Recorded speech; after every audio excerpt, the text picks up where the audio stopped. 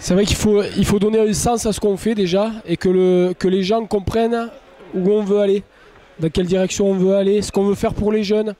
Et une journée comme aujourd'hui, ça permet d'expliquer la démarche et je pense qu'aujourd'hui encore, il y a des gens qui ont compris qu'il y avait du travail de fait et qu'il en restait à faire et qu'on avait besoin de gens et que c'était assez valorisant aussi de s'investir auprès des jeunes, qu'il y avait une certaine valorisation. Et voilà, j'espère qu'après une journée comme ça, on arrivera à avoir encore plus de dirigeants et à mobiliser autour du projet aussi.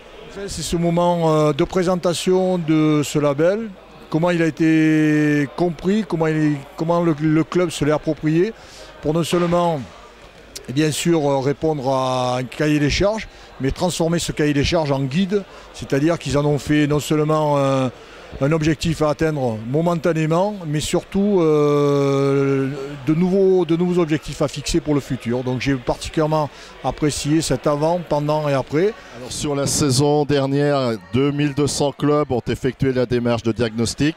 À peu près 400 sont entrés dans la démarche et à peu près 300 ont été labellisés, donc 44 au niveau excellence qui correspond au label obtenu par le club d'Itrac. Donc ça relève d'autant plus d'une belle performance puisque ça en fait moins de 1 par district en moyenne. Comme a su nous le dire le maire, imaginons que demain il n'y ait plus de club de foot. Il y a 230 familles qui viennent devant la mairie et qui disent qu'est-ce qu'on fait avec tous nos jeunes, qu'est-ce que vous avez à nous proposer? Et je trouve que le maire l'a très très bien dit.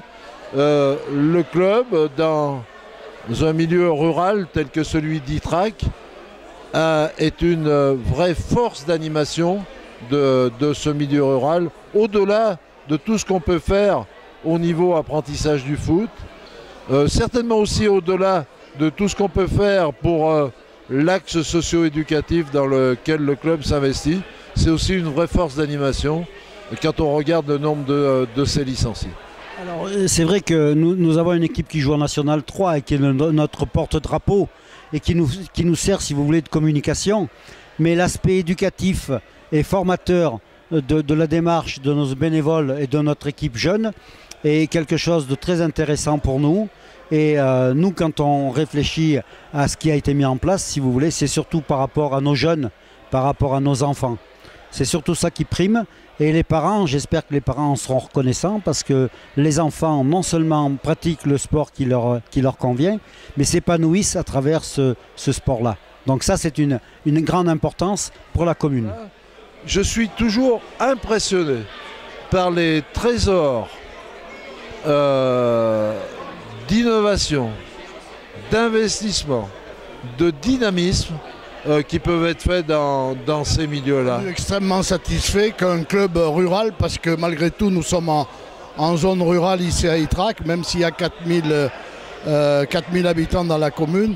Ce qu'il faut souligner dans cette commune, c'est le regroupement de 3 structures, ce qui est assez inédit, c'est totalement inédit dans le district, mais assez inédit même dans la Ligue Auvergne-Rhône-Alpes. Et c'est bien qu'ils soient là, parce que ouais, c'est un message fort qu'ils envoient au foot rural. On se sent moins isolé, moins seul. C'est l'occasion aussi de faire entendre sa parole, de se dire voilà, on a des difficultés à fonctionner et que les accompagnements faits par la cellule technique du département, de la Ligue et de la fédération nous aident aussi à structurer, à fonctionner et à progresser.